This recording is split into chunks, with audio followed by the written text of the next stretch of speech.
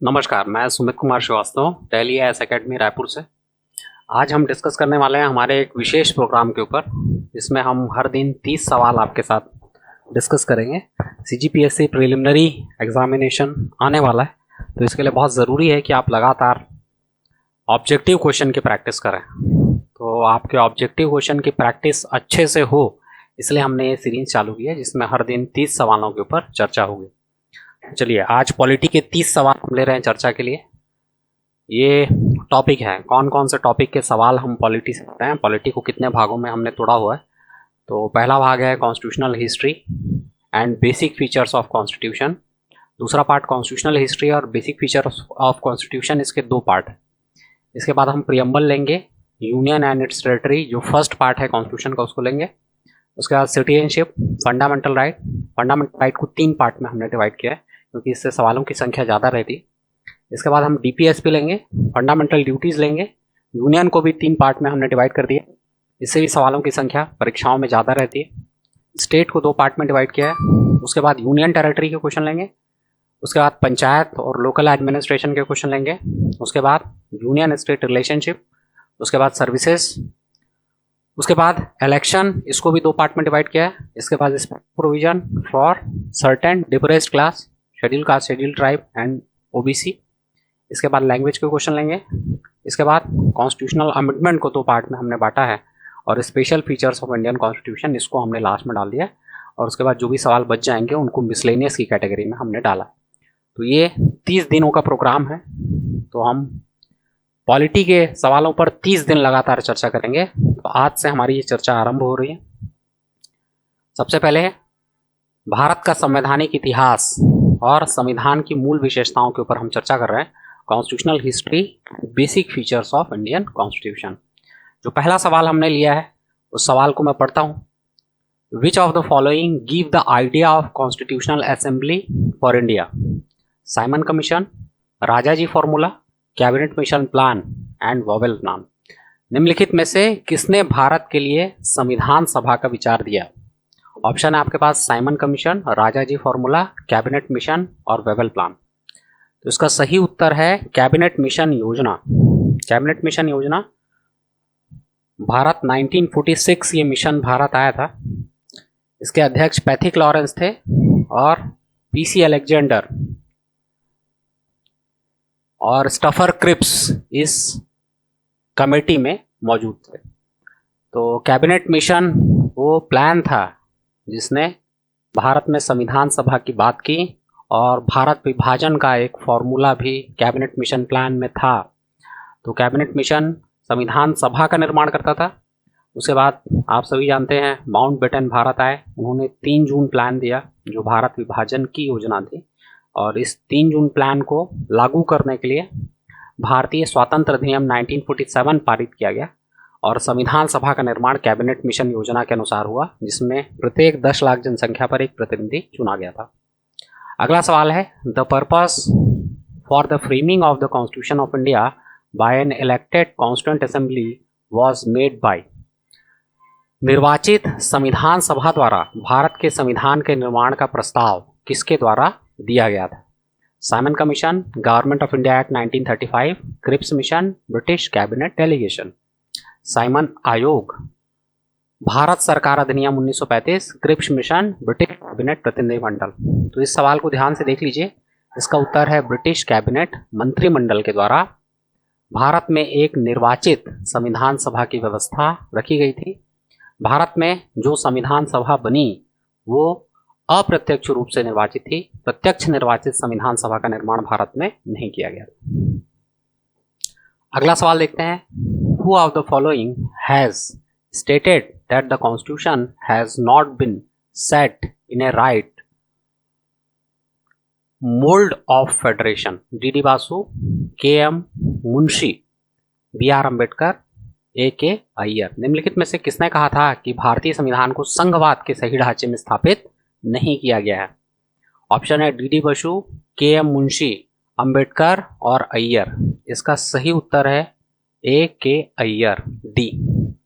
तो A.K. अय्यर जी ने भारतीय जो संघवादी व्यवस्था थी उसकी आलोचना करते हुए ये कहा था कि संघवाद के सही ढांचे में भारत के संविधान को ढाला नहीं गया है। अगला सवाल है, consider the following statement regarding the composition of the constituent assembly. भारतीय संविधान सभा की संरचना के बारे में निम्नलिखित कथनों पर विचार करें। The representative were to be elected from the 4 constituents Hindu, Muslim, Sikh and Christian. The chairman of the union constitution committee was Sardar Vallabh Bhai Patel. The total strength of constituent assembly is 389। The drafting committee under the chairmanship of Dr. B.R. Ambedkar consists 8 members। इसमें आपको बताना है कौन से सही हैं कौन से गलत हैं। एक बार हिंदी में भी पढ़ता हूँ। प्रतिनिधियों को 4 घटक हिंदू, मुस्लिम, सिख और ईसाई में बांटा गया था। तो ये 4 घटक वाला गलत है। संघीय संविधान समिति के अध्यक्ष सरदार वल्लभ भाई पटेल थे, ये भी गलत है। संघीय संविधान समिति के अध्यक्ष पंडित जवाहरलाल नेहरू थे, जबकि प्रांतीय संविधान समिति के अध्यक्ष वल्लभ भाई पटेल जी थे। विधानसभा की कुल सदस्य संख्या 389 थी, ये सही है। बी आर अम्बेडकर की अध्यक्षता में मसौदा समिति में 8 सदस्य शामिल थे। जी नहीं, बी आर अम्बेडकर की जो समिति थी उसमें 7 सदस्य थे, तो ये भी गलत हो जाएगा। इसका उत्तर केवल 3 सही है, उत्तर हो जाएगा सी। ध्यान से देख लीजिए सवाल, ये सवाल बहुत आसान सवाल है। अगले सवाल पर चलते हैं। इसमें मैच द फॉलोइंग वाला क्वेश्चन है। ये लिस्ट 1 को लिस्ट बी से मैच करना है। इसमें एक तरफ कमेटीज के नाम दिए हुए हैं और दूसरी तरफ कमेटी के चेयरमैन के नाम दिए हुए हैं। तो steering committee, fundamental rights sub committee, union constitution committee and provisional constitution committee. सबसे पहले संचालन समिति की बात कर रहा है। संचालन समिति के अध्यक्ष कौन थे? तो डॉक्टर राजेंद्र प्रसाद। ए का सही उत्तर हो जाएगा डॉक्टर राजेंद्र प्रसाद 2। मौलिक अधिकार उप समिति की बात कर रहा है, इसके अध्यक्ष कौन थे? तो जे बी कृपलानी, इसका सही उत्तर हो जाएगा 3। संघ संविधान समिति सी, इसके अध्यक्ष कौन थे? पंडित जवाहरलाल नेहरू, हो जाएगा 4। प्रांतीय संविधान समिति, इसके अध्यक्ष कौन थे? सरदार वल्लभ भाई पटेल, ये हो जाएगा 1। तो हमारा सही उत्तर है 2, 3, 4, 1। देख लेते हैं, पहला ही उत्तर 2, 3, 4, 1 है, सही उत्तर हो जाएगा 1। चलिए अगले सवाल पर चलते हैं। अगला सवाल है, which of the following statement about the formation of the constituent assembly is are correct? The member of constituent assembly were chosen on the basis of provisional election 1946। The constituent assembly did not include the representative of the princely states. The discussion within the Constituent Assembly were not influenced by the opinion expressed by the public. In order to create a sense of collective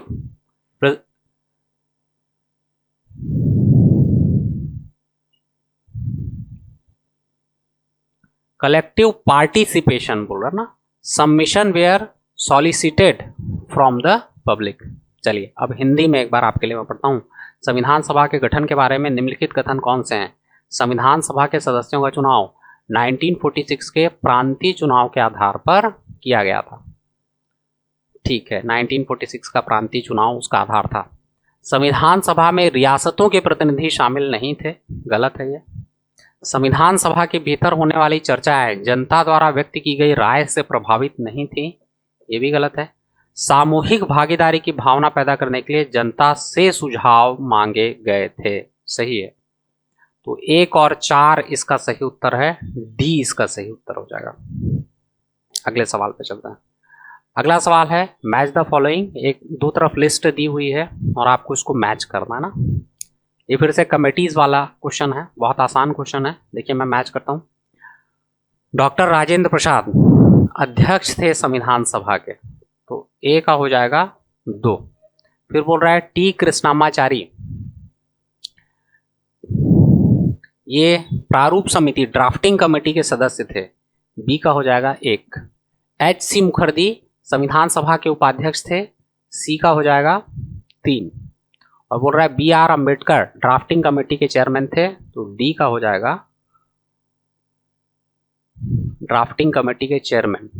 अध्यक्ष प्रारूप समिति 3, सी का हमने थोड़ा देख लिया है, सी का 4 होगा। तो यहाँ पर ए बी सी डी का सही उत्तर है 2, 1, 4, 3। यहाँ देख लेते हैं 2, 1, 4, 3 पहला ही ऑप्शन है। इसका पहला ऑप्शन ठीक है। आगे बढ़ते हैं।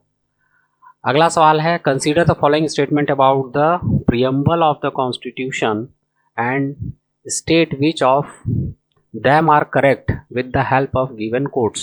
The objective resolution proposed by Pandit Nehru ultimately become the preamble.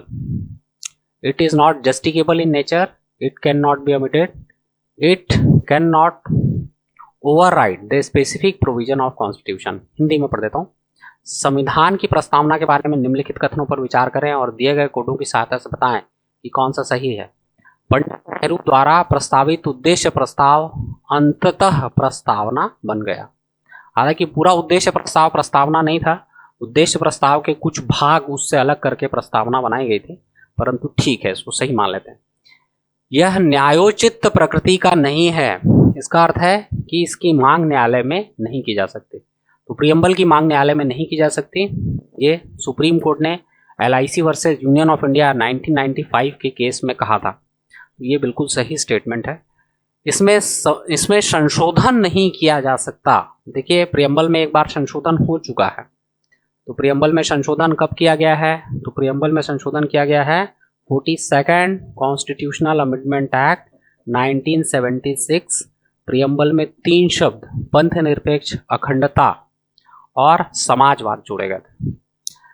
देखिए, पहले संविधान की प्रस्तावना में संशोधन नहीं हो सकता, ऐसा निर्णय इन री बेरूपारी 1960 में दिया गया था, परंतु 1973 में Kesavananda Bharati versus Kerala state judgment में सुप्रीम कोर्ट ने प्रस्तावना को संविधान का भाग मान लिया था और कहा था कि संविधान की प्रस्तावना में संशोधन किया जा सकता है। तो वर्तमान स्थिति ऐसी है कि संविधान की प्रस्तावना बदली जा सकती है और संविधान की प्रस्तावना में एक बार संशोधन हो भी चुका है। तो संविधान की प्रस्तावना में संशोधन नहीं किया जा सकता, स्टेटमेंट गलत है। किया जा सकता है। यह संविधान के विशिष्ट प्रावधानों को दरकिनार नहीं कर सकती। तो संविधान के विशिष्ट प्रावधानों को दरकिनार नहीं कर सकती, ये भी ठीक है। 1, 2 और 4 इसका सही उत्तर हो जाएगा बी। केवल 1, 2 और 4। अगला सवाल देखते हैं। The preamble of Indian constitution adopted in 26 November 1949 did not include the term socialist, secular, integrity and republic। 26 नवंबर सन 1950 को अपनाए गए भारतीय संविधान की प्रस्तावना में शब्द शामिल नहीं थे, बोल रहा। तो जैसा कि मैंने आपको अभी बताया कि संविधान की प्रस्तावना में 42nd कॉन्स्टिट्यूशनल अमेंडमेंट एक्ट 1976 के माध्यम से संशोधन किया गया और इसमें समाजवादी, अखंडता और पंथ निरपेक्ष शब्द जोड़े गए ना। हालांकि हिंदी में जो सेकुलर वर्ड है उसको पंथ निरपेक्ष रखा जाता है, परंतु क्योंकि अंग्रेजी भाषा में सेकुलर के लिए कोई शब्द उपलब्ध नहीं है, इसीलिए सेकुलर यानी धर्म निरपेक्षता को अंग्रेजी में यहाँ लिखा जाता है। चलिए, तो इसमें बोल रहा है कि 26 नवंबर को अपनाए गए भारतीय संविधान के प्रस्तावना में कौन से शब्द शामिल नहीं थे? तो ये शब्द बाद में जोड़े गए हैं ना, तो ये शामिल नहीं थे। 1, 2 और 3 सही उत्तर हो जाएगा ए। चलिए अगले सवाल की ओर चलते हैं। अगला सवाल बोल रहा है, which of the following statement relating to the government of India act 1858 is correct? The British crown sovereignty over India East India company assumed from the British Parliament enacted the first statute for the governance of India under the direct rule of Britishers. The act was dominated by the principle of absolute imperial control without any popular participation in administration of the country. Select the correct answer using the given code below. Hindi में एक बार पढ़ता हूँ। भारत सरकार अधिनियम 1858 से संबंधित निम्नलिखित कथनों में से कौन से कथन सही हैं? भारत पर ब्रिटिश क्राउन की संप्रभुता ईस्ट इंडिया कंपनी से ग्रहण की गई है। भारत पर ब्रिटिश क्राउन की संप्रभुता ईस्ट इंडिया कंपनी से ग्रहण की गई है। ठीक। ब्रिटिश संसद में अंग्रेजों के प्रत्यक्ष शासन के तहत भारतीय शासन के लिए पहला कानून बनाया गया। ब्रिटिश संसद में अंग्रेजों के प्रत्यक्ष शासन के तहत 1858 पहला कानून बनाया गया ना, बिल्कुल सही है। इसके पहले तक कंपनी का शासन भारत के ऊपर था, तो ब्रिटिश संसद भारत के लिए उस समय भी कानून बनाती थी, परंतु भारत पर प्रत्यक्ष नियंत्रण ब्रिटिश संसद का नहीं था। 58 के बाद ब्रिटिश संसद का प्रत्यक्ष नियंत्रण भारत के ऊपर हो गया, इसी की बात कर रहा है। इस अधिनियम में देश के प्रशासन में किसी भी लोकप्रिय भागीदारी के बिना पूर्ण शाही नियंत्रण के सिद्धांत का प्रभुत्व था। देखिए, इसमें लोकप्रिय भागीदारी के बिना लिख रहा है ना, तो ये लोकप्रिय भागीदारी वाला जो स्टेटमेंट है, ये स्टेटमेंट ठीक नहीं है, क्योंकि जब 1858 में एक भारत सचिव की नियुक्ति की गई और भारत सचिव की एक कमीशन बनी, तो भारत सचिव की एक समिति बनी, वो 15 सदस्यीय समिति थी जो भारत सचिव को सलाह देती थी, और उस दौरान गवर्नर जनरल की भी एक काउंसिल थी ना। हालांकि 1858 में तो नहीं, परंतु इसके बाद गवर्नर जनरल की काउंसिल में और भारत सचिव की जो काउंसिल है, दोनों में भारतीयों को स्थान दिया गया था ना। तो ये वाला जो 3 स्टेटमेंट है, ये पूर्णतः सही नहीं लग रहा है। 1 और 2 स्टेटमेंट सही हैं, सही उत्तर हो जाएगा ए। आगे बढ़ते हैं। Which of the following statement relating to the Indian Council Act 1861 are correct? The act introduced to gain of popular element of non-official member in Governor General's Council. The members were nominated and their function were confined exclusively for the consideration of legislative proposals placed before the Governor General. The Governor General did not have any effective answer using the code given below. Bharat परिषद अधिनियम 1861 से संबंधित निम्नलिखित कथनों में से कौन से कथन सही हैं? इस अधिनियम में गवर्नर जनरल की परिषद के गैर आधिकारिक सदस्यों द्वारा लोकप्रिय तत्व का एक अंश प्रस्तुत किया गया। तो गैर सरकारी सदस्य शामिल किए गए थे, सही है ये। सदस्यों को मनोनीत किया गया था और उनके कार्य गवर्नर जनरल द्वारा उनके समक्ष रखे गए विधायी प्रस्तावों पर चर्चा करने तक सीमित थे। देखिए, सदस्यों को मनोनीत किया गया था, ये भी बिल्कुल ठीक है। इस समय सदस्य जो है वो मनोनीत किए जाते थे और गवर्नर जनरल जो प्रस्ताव रखते थे उस पर ही इनको चर्चा करनी होती थी। गवर्नर जनरल के पास प्रभावी विधायी शक्तियां नहीं थी, बिल्कुल गलत है। उस समय गवर्नर जनरल के पास प्रभावी विधायी शक्तियां थी। नियम कानून बनाने के अधिकार गवर्नर जनरल के हाथों में ही थे। तो ऊपर के 2 तो सही, परंतु नीचे का 1 सही नहीं है, तो 1 और 2 सही उत्तर हो जाएगा। आगे बढ़ते हैं। अगला सवाल है, which of the following statement about the constitution of India is are correct? The popular sovereignty and adult franchise are the basic features of Indian constitution. The Constitution is so far as a division of power between the central and state concerned is rigid. The Constitution recognizes the interdependence of the civil and economic right. The Constitution mentions direct control by the people, such referendum initiative and recall. Select the correct answer from the code given below. भारतीय संविधान के बारे में निम्नलिखित कथनों में से कौन से कथन सही हैं? लोकप्रिय, संप्रभुता और वयस्क मताधिकार संविधान की मूल विशेषताएं हैं। ठीक है। जहां तक केंद्र और राज्य के बीच शक्तियों के विभाजन का सवाल है, संविधान कठोर है, ये भी ठीक है। जहां तक केंद्र और राज्य के बीच शक्तियों का विभाजन हो, संविधान कठोर है, क्योंकि हमारे यहाँ कॉन्स्टिट्यूशन में एक 7 शेड्यूल है जो डिवीजन ऑफ पावर की बात करता है। ऐसे विषय जो केंद्र सूची के हैं, यूनियन लिस्ट के हैं, उसमें केंद्र सरकार कानून बनाएगी। ऐसे विषय जो स्टेट लिस्ट के हैं, उसमें राज्य सरकार कानून बनाएगी। और ऐसे विषय जो कंकरेंट लिस्ट के हैं, उसमें केंद्र और राज्य दोनों कानून बनाएंगे। हालांकि अगर कानूनों में किसी प्रकार का कॉन्फ्लिक्ट होता है तो जो सेंट्रल का लॉ है वो स्टेट लॉ पर प्रिवील करेगा। तो ये सही है, हमारे यहाँ विभाजन कर दिया गया, कठोर विभाजन है। दोनों एक दूसरे के लिस्ट के विषयों पर कानून नहीं बना सकते। संविधान नागरिक और आर्थिक अधिकारों की परस्पर निर्भरता को मान्यता देता है। तो पूरा संविधान नागरिक और आर्थिक अधिकारों की परस्पर निर्भरता को मान्यता देता है। देखिए, ये जब हम नागरिक अधिकारों की बात करते हैं तो ये बात कर रहा है फंडामेंटल राइट की, और जब हम आर्थिक अधिकारों की बात कर रहे हैं तो ये बात कर रहा है डीपीएस की। तो इन दोनों के बीच एक हार्मोनस इंटरप्रिटेशन का प्रिंसिपल ये सुप्रीम कोर्ट ने केरल एजुकेशन बिल केस में दिया था कि इन दोनों के बीच एक हार्मोनियस इंटरप्रिटेशन बनाकर रखा जाएगा, तो ये वाला भी स्टेटमेंट 3 सही है। संविधान में जनमत संग्रह, पहल और वापस बुलाने जैसे अधिकार जो है वो दिए गए हैं, तो ये बिल्कुल गलत है। भारतीय संविधान में पहल, जनमत संग्रह, इन सब चीज़ों की बात कहीं भी नहीं की गई है। तो 1, 2 और 3 सही हैं, 4 गलत है। तो देख लेते हैं 1, 2 और 3 कहाँ उत्तर है। डी, 1, 2 और 3 सही उत्तर है। आगे बढ़ते हैं। अगला है consider the following statement, the Indian constitution is an unwritten constitution, a written constitution, largely based on the Government of India Act 1935, a gift of British Parliament। निम्नलिखित कथनों पर विचार करें। भारतीय संविधान है एक अलिखित संविधान। जी नहीं, भारतीय संविधान लिखित संविधान है। लिखित संविधान से हो जाएगा।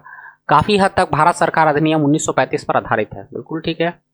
ब्रिटिश संसद का एक उपहार है। जी नहीं, ब्रिटिश संसद का उपहार बिल्कुल नहीं है। तो 2 और 3 सही उत्तर हैं। सही उत्तर हो जाएगा बी। आगे बढ़ते हैं। अगला सवाल है वही लिस्ट को मैच करना है। ये एक तरफ दिया हुआ है प्रोविजन और दूसरी तरफ ये कौन से देश से लिए गए हैं ये दिया हुआ है। तो हम मैच करते हैं कौन से प्रोविजन कौन से देश से हमने बोरो किया, उधार लिया। इमरजेंसी प्रोविजन हमने कहाँ से लिया है? तो इमरजेंसी प्रोविजन हमने लिया है जर्मनी से। जर्मनी का वीमर कॉन्स्टिट्यूशन, तो उसका सही उत्तर हो जाएगा 4। फंडामेंटल राइट हमने कहाँ से लिए हैं? यूनाइटेड स्टेट ऑफ अमेरिका, तो बी का हो जाएगा 3। पार्लियामेंट्री सिस्टम हमने यूके से लिया है, तो सी का हो जाएगा 2। और directive principle of state policy हमने आयरलैंड से लिया है, तो डी का हो जाएगा 1। सही उत्तर है 4, 3, 2, 1। 4, 3, 2, 1 सी इसका सही उत्तर हो जाएगा। आगे चलते हैं। Consider the following statement, the silent feature of Indian constitution provide for single citizenship for the whole India, strictly federal form of government and unique blend of rigidity and flexibility. निम्नलिखित कथनों पर विचार कीजिए। भारतीय संविधान की मुख्य विशेषता है पूरे भारत के लिए एकल नागरिकता। सही है। सरकार का सख्त संघीय स्वरूप। जी नहीं, हमारे यहाँ जो संघ है उतना सख्त नहीं है ना। कई विद्वान तो भारतीय संघीय व्यवस्था को क्वासी फेडरल भी बोल देते हैं, अर्ध संघ भी बोल देते हैं। जैसे केसीबीआर का एक कोटेशन है, आइवर्जेनिक्स बोलते हैं बार्गेनिंग विथ फेडरलिज्म है। इसके पहले अय्यर जी का कोटेशन हमने पढ़ा। तो सख्त संघ हम इसको नहीं मानेंगे। कठोरता और लचीलेपन का मिश्रण है। बिल्कुल ठीक। भारतीय संविधान में कुछ प्रावधान बहुत सामान्य बहुमत यानी उपस्थित और मत देने वाले सदस्यों के बहुमत से बदल दिए जाते हैं, जबकि कुछ प्रावधानों को चेंज करने के लिए संविधान संशोधन की प्रक्रिया का पालन करना पड़ता है, जो 368 में दी हुई है। संविधान में संशोधन 2 प्रकार से किए जा सकते हैं, एक स्पेशल मेजॉरिटी और दूसरा special majority plus half of the state का कंसेंट। यहाँ पर स्पेशल मेजॉरिटी से मतलब है संविधान के उपस्थित और मत देने वाले सदस्यों का 2/3 जो सदन की कुल सदस्य संख्या के आधे से अधिक हो। और ये दूसरा वाला है जिसमें पहला वाला रहेगा और इसके अलावा आधे से अधिक राज्य अपनी सहमति देंगे, तब परिवर्तन होगा। तो एक तरफ तो हम देख रहे हैं संविधान में परिवर्तन बहुत आसानी से हो जा रहा है, और दूसरे तरफ इस परिवर्तन को करने के लिए हमको एक लार्ज मेजॉरिटी की जरूरत है। तो हम बोल सकते हैं कि भारतीय संविधान किसके बीच का? तो कठोरता और लचीलेपन का एक अद्भुत समन्वय है। 1 और 3 इसमें सही है, उसका सही उत्तर हो जाएगा डी। अगले सवाल में चलते हैं। अगला सवाल है which of the following considered a part of a basic structure of Indian constitution, the republication and democratic form of government, secular character और the constitution, division between fundamental right and directive principle of state policy, federal character of constitution. निम्नलिखित में से किसे भारतीय संविधान की मूल संरचना का हिस्सा माना जाता है? तो मूल संरचना ये सिद्धांत केशवानंद भारती वर्सेस केरल स्टेट 1973 के जजमेंट में सुप्रीम कोर्ट ने दिया था, और सुप्रीम कोर्ट ने कहा था कि संविधान का एक बेसिक स्ट्रक्चर है और लेजिस्लेचर चाह के भी संविधान के बेसिक स्ट्रक्चर में किसी प्रकार का परिवर्तन नहीं कर सकता। हालांकि बेसिक स्ट्रक्चर में क्या क्या चीज़ें शामिल होंगी ये बताया नहीं गया था। कोर्ट ने कहा कि समय समय पर जब मामले उसके सामने आएंगे तो बेसिक स्ट्रक्चर को डिफाइन करेगा। अभी तक कई मामलों में बेसिक स्ट्रक्चर के कई सारे फीचर्स डिफाइन किए जा चुके हैं। इन्हीं फीचर्स को यहाँ पर पूछा जा रहा है। गणतंत्रात्मक और लोकतंत्रात्मक सरकार का स्वरूप, बिल्कुल ठीक है, बेसिक स्ट्रक्चर में शामिल है। संविधान का धर्मनिरपेक्ष चरित्र, देखिए धर्मनिरपेक्षता को संविधान के मूल ढांचे का भाग माना गया है। SR. Bommai versus union of India का केस 1994 में। मौलिक अधिकार और नीति निदेशक सिद्धांतों के बीच विभाजन की बात कर रहे हैं ना, जी नहीं, मौलिक अधिकार और नीति निदेशक तत्वों के बीच समन्वयकारी निर्वचन का एक सिद्धांत मैंने आपको थोड़ी देर पहले बताया था, उसके ऊपर चर्चा की थी। इस सिद्धांत को संविधान के मूल ढांचे का भाग माना गया है। ये दिया गया था आपका केरल एजुकेशन बिल केस में, और इसको मूल ढांचे का भाग माना गया। जो Minerva mills versus union of India का जजमेंट था जो 1980 में आया, उसमें डीपीएसपी और एफआर के बीच जो समन्वयकारी निर्वचन है, यानी कि हार्मोनस इंटरप्रिटेशन की जो थ्योरी है, उसको basic structure of Indian constitution माना गया है, तो ये गलत हो जाएगा। सरकार का संघीय चरित्र, जी हाँ, जो यूनियन जो है फॉर्म है गवर्नमेंट का, उसको भी एस.आर. बोम्मई केस में मूल ढांचे का भाग मान लिया गया था। तो 1, 2 और 3 सही दिख रहे हैं, 1, 2 और 4 सही दिख रहे हैं, 3 गलत है। तो 1, 2 और 4 डी में है, डी इसका सही उत्तर हो जाएगा। अगला सवाल है, which of the following feature of the Indian constitution system are the essential feature of parliamentary government system? Presence of nominal and real executive, membership of ministers in legislature, separation of power between union and state government and independent judicial system. आइए देखते हैं, भारतीय सरकार प्रणाली निम्नलिखित विशेषताओं में से कौन सी संसदीय सरकार की आवश्यक विशेषताएं हैं? थोड़ा सा वर्डिंग आगे पीछे है, थोड़ा आप इसका जो बेसिक मतलब है वो यही समझिए कि कौन कौन सी विशेषताएं यहाँ से जो दी हुई हैं उसमें संसदीय शासन की विशेषताएं हैं। तो गवर्नेंस शासन के 2 प्रकार होते हैं, आप जानते हैं, एक संसदीय शासन व्यवस्था और दूसरी अध्यक्षात्मक शासन व्यवस्था। भारत में गवर्नेंस का जो सिस्टम अपनाया गया है वो पार्लियामेंट्री गवर्नेंस सिस्टम है, जिसकी विशेषता होती है कि कार्यपालिका के सदस्य विधायिका से चुने जाते हैं और विधायिका के प्रति उत्तरदायी होते हैं। ये तब तक ही सत्ता में रह सकते हैं जब तक इनको विधायिका का विश्वास प्राप्त है। एक देश में नाम मात्र का और वास्तविक कार्यपालक अलग अलग होते हैं। आइए देखते हैं, नाम मात्र और वास्तविक कार्यपालक की उपस्थिति, जी हाँ, ये जो व्यवस्था है ये आपका सही उदाहरण है संसदीय शासन व्यवस्था की। उसके बाद बोल रहा है विधानसभा में मंत्रियों की सदस्यता, ये भी बिल्कुल सही है, संसदीय सरकार की विशेषता है। संघ और राज्य के बीच शक्तियों का पृथक्करण, division of power between central and state, जी नहीं, ये संसदीय शासन व्यवस्था की विशेषता नहीं है। स्वतंत्र न्यायपालिका प्रणाली, देखिए स्वतंत्र न्यायपालिका भी हम मान सकते हैं कि संसदीय शासन का ही एक भाग है, तो स्वतंत्र न्यायपालिका को सही माना जा सकता है। हालांकि ये जो फ्री जुडिशरी है ये ज़्यादा सही हो जाता है आपका यूनियन फीचर के लिए, यूनियन फीचर्स, ठीक है। तो इसमें 1 और 2 ही ज़्यादा सही लग रहा है ना, 1 और 2 सही हैं, 3 पूरी तरीके से गलत है। और जब हम लोग स्वतंत्र न्यायपालिक प्रणाली की बात करेंगे, तो जब भी हम स्वतंत्र न्यायपालिका की बात करते हैं तो ये एक ऐसी व्यवस्था की ओर इंडिकेट करता है जो कि संघीय व्यवस्था होती है ना, यूनियन स्ट्रक्चर, जबकि इसमें संसदीय व्यवस्था की बात कर रहा है, संघीय व्यवस्था की बात नहीं कर रहा है। तो हमारा जो बेसिक फीचर किसमें मिलता है, संसदीय शासन प्रणाली में मिलता है, उसमें 2 यहाँ पर हमको स्पष्ट रूप से दिखाई दे रहे हैं, 1 और 2, तो इसका सही उत्तर हो जाएगा ए।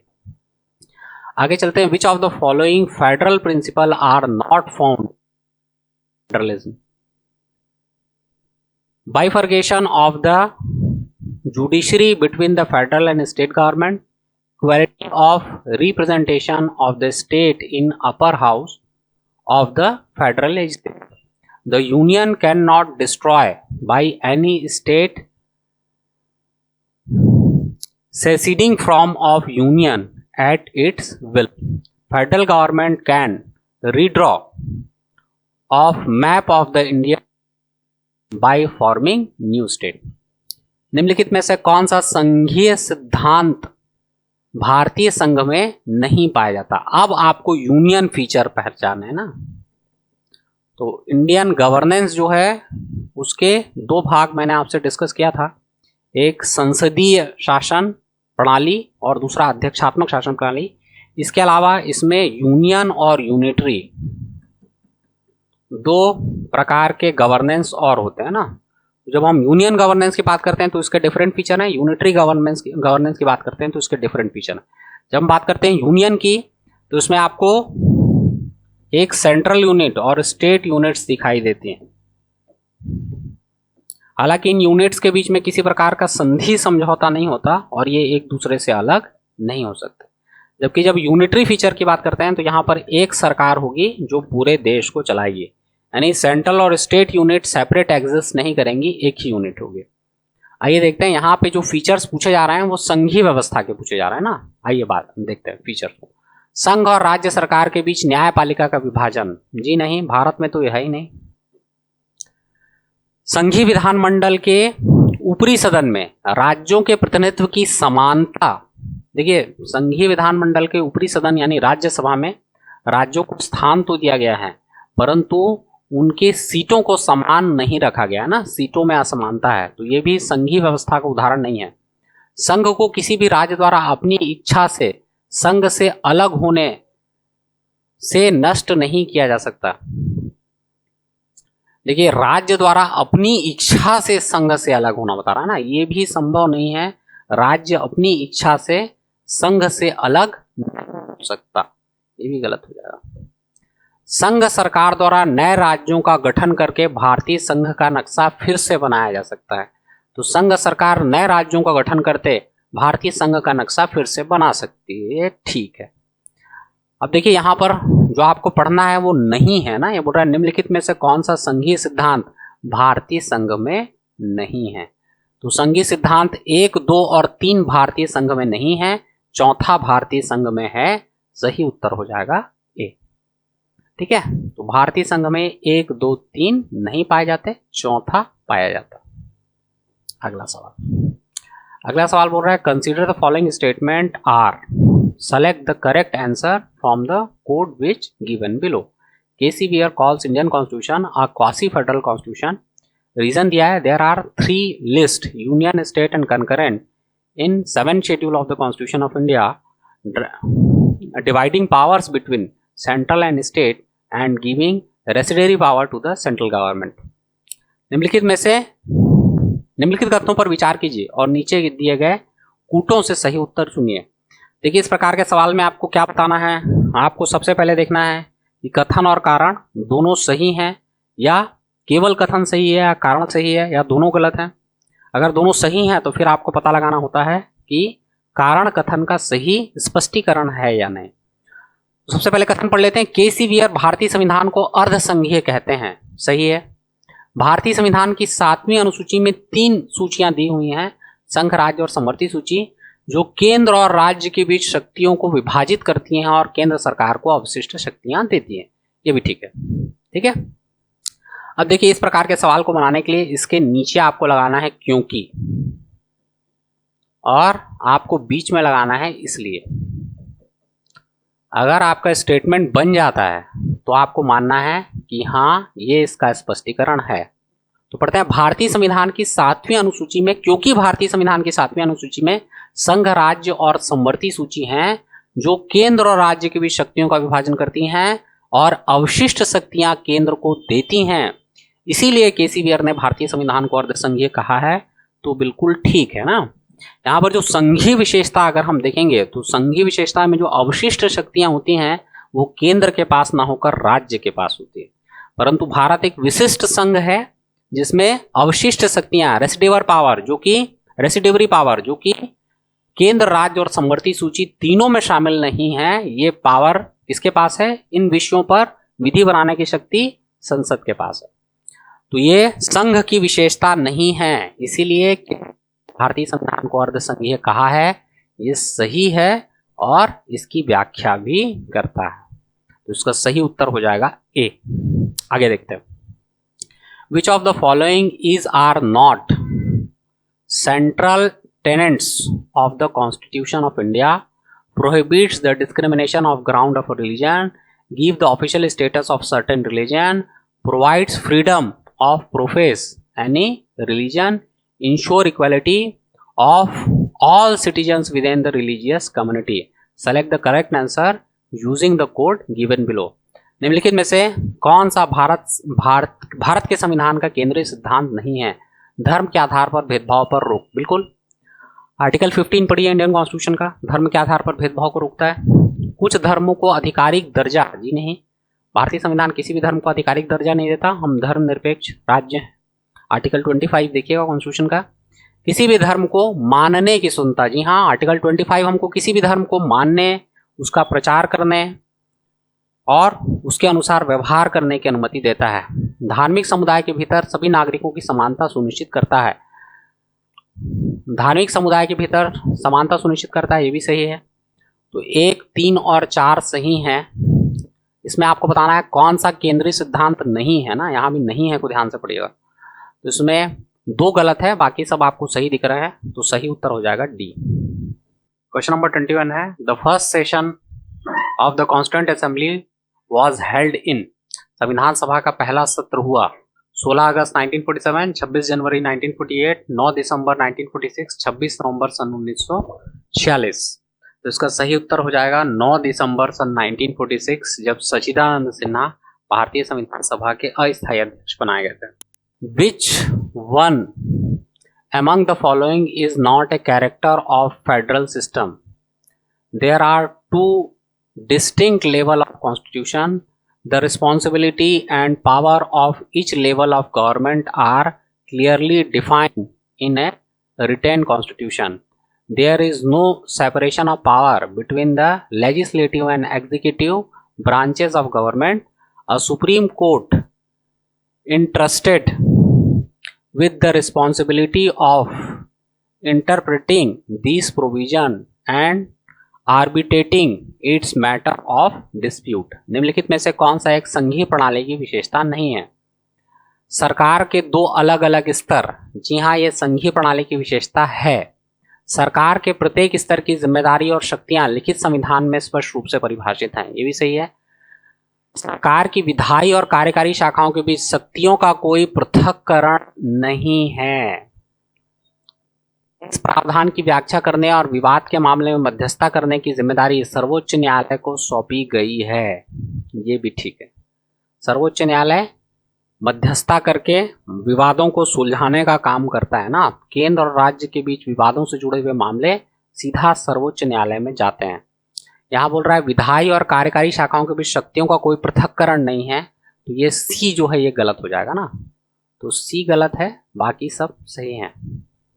इसमें सी संघीय प्रणाली की विशेषता नहीं है, बाकी सब संघीय प्रणाली की विशेषताएं हैं। अगला आर्टिकल मैच करना है, मैच करते हैं।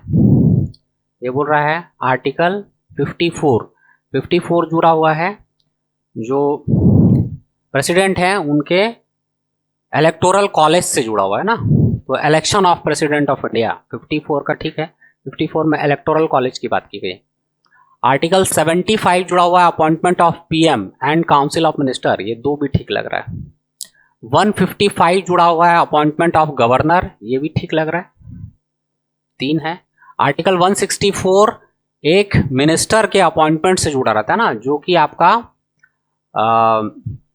वो होता है जनजातीय मंत्री होता है ना। तो सॉरी, जनजातीय मंत्री नहीं, मुख्यमंत्री और मंत्री परिषद की नियुक्ति से जुड़ा हुआ है, ये भी ठीक है। 164 इसी में एक क्लॉज और जोड़ा गया है ना। 164 में एक क्लॉज जोड़ा गया है कि कुछ राज्य जिनमें जनजातीय मंत्रियों की नियुक्ति की जा सकती है, तो ऐसे राज्य जहां पर एसटी की बहुलता है उन राज्यों में एक जनजातीय मंत्री नियुक्त होता है। तो एक 97 कॉन्स्टिट्यूशनल अमेंडमेंट एक्ट था, इसके बारे में आप लोग जानते होंगे। ये कॉन्स्टिट्यूशनल अमेंडमेंट एक्ट से क्या किया गया था, तो जो मंत्री परिषद है 91 कॉन्स्टिट्यूशनल अमेंडमेंट एक्ट था, जिससे मंत्री परिषद के आकार को निश्चित कर दिया गया था। यानी मंत्री परिषद का आकार विधानसभा या लोकसभा के कुल सदस्य संख्या के 15% से अधिक नहीं होगा कर दिया गया था ना।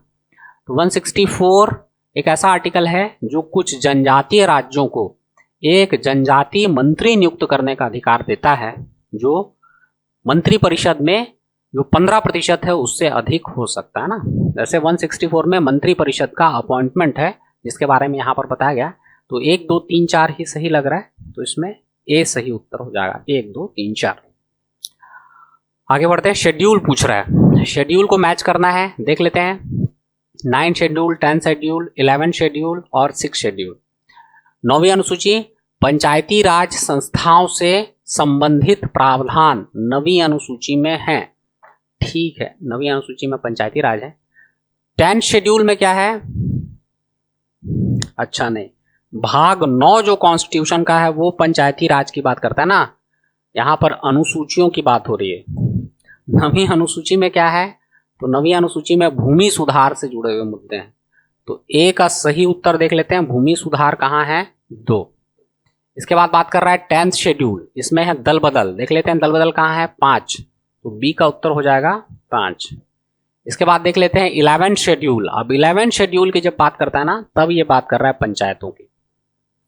अब पंचायती राज से संबंधित है 1।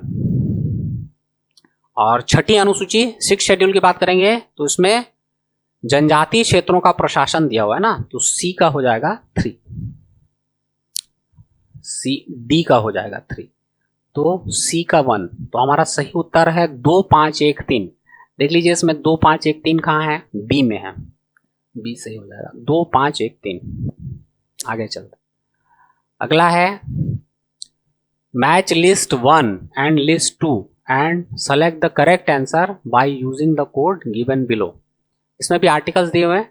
39A जो आर्टिकल है ये फ्री लीगल एक्ट से जुड़ा हुआ है, 42nd कॉन्स्टिट्यूशनल अमेंडमेंट से संविधान में जोड़ा गया था, 4 सही उत्तर है।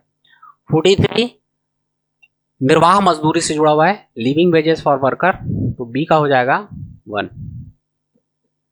आर्टिकल 44 कॉमन सिविल कोड से जुड़ा हुआ मामला है ना, यूनिफॉर्म सिविल कोड, तो सी का हो जाएगा 2। आर्टिकल 50 सेपरेशन ऑफ पावर से जुड़ा हुआ ना, separation of power between central state, separation of power between judiciary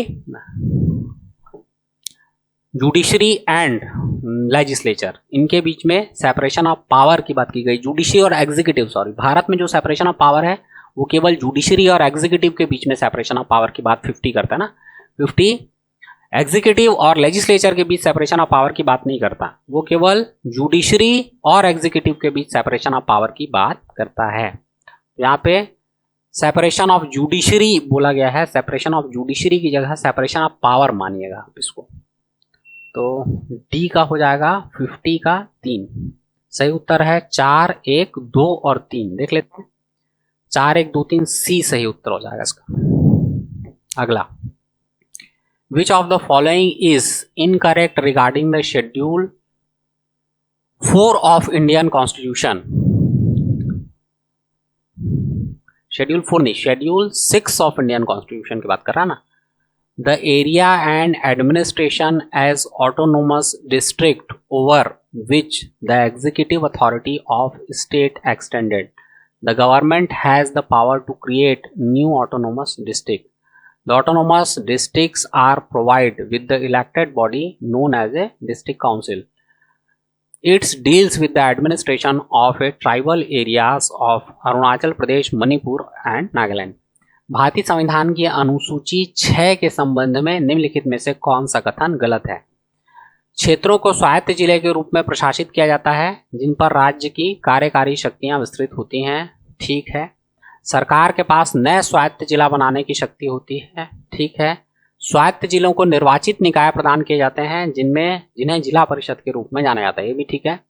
यह अरुणाचल प्रदेश, मणिपुर और नागालैंड के आदिवासी क्षेत्रों के प्रशासन संबंधित है, जिन्हें ये असम, मेघालय, त्रिपुरा और मिजोरम के जनजातीय क्षेत्रों के प्रशासन से संबंधित है। तो ए, बी और सी सही हैं और डी गलत है, इसका सही उत्तर हो जाएगा D. Number 27, in the Constitution of India, the term federal appears in the preamble, part 3rd of the Constitution, Article 368, none of the above.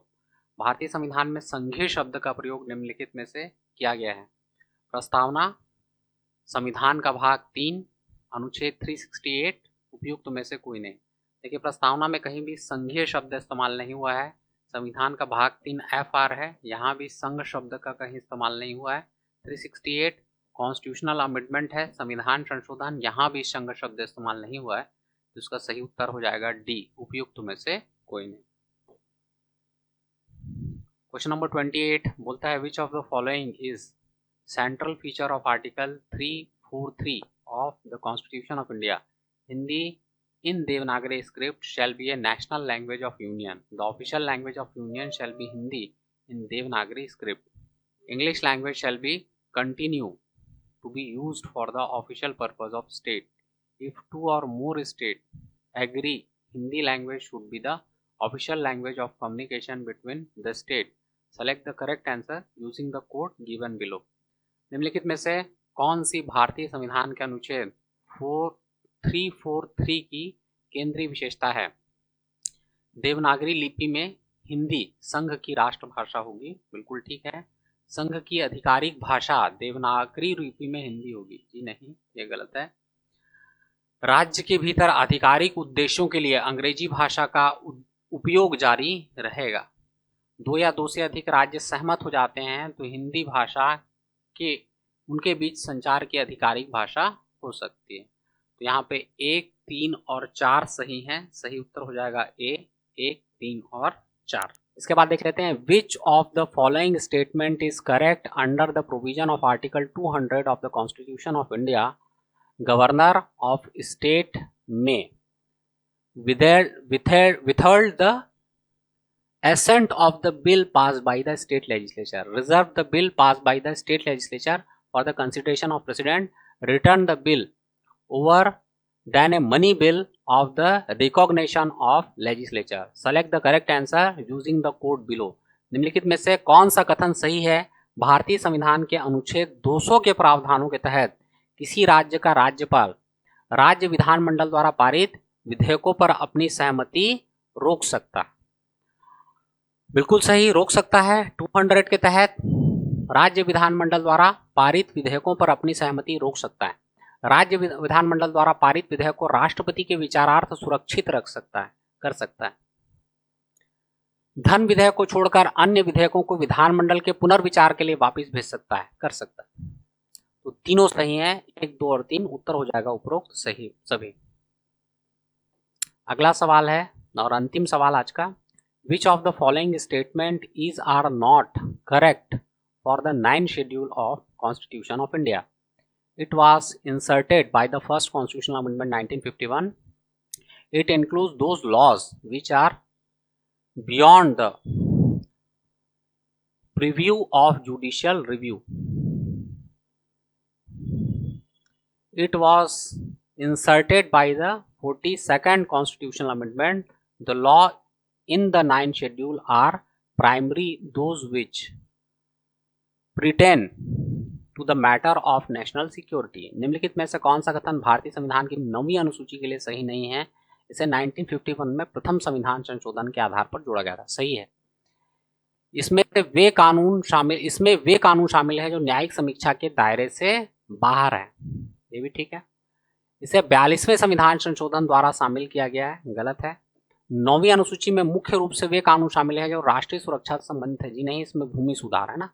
हालांकि वर्तमान में जो भी चीज़ें 9th शेड्यूल में डाली जाती हैं वो न्यायिक समीक्षा के दायरे से बाहर नहीं है, क्योंकि Waman Rao versus union of India 1981 के केस में सुप्रीम कोर्ट ने कह दिया था कि 1973 जब संविधान के मूल ढांचे की घोषणा की गई थी, मूल ढांचे के सिद्धांत की, उसके बाद अगर कोई भी चीज़ 9th शेड्यूल में डाली जाती है और यह संविधान के मूल ढांचे को प्रभावित करती है तो उसका जुडिशियल रिव्यू होगा। परंतु अगर सामान्य तरीके से देखें तो 1 और 2 दोनों हमको सही लग रहा है। इसमें 9वीं अनुसूची के संबंध में सही कथन पूछा गया है तो 1 और 2 सही हो जाएंगे, उसका सही उत्तर हो जाएगा ए। तो ये हमारे 30 सवाल थे जिन पर आज हमने चर्चा की। अगली बार फिर 30 सवालों के साथ हम आपसे जुड़ेंगे। धन्यवाद।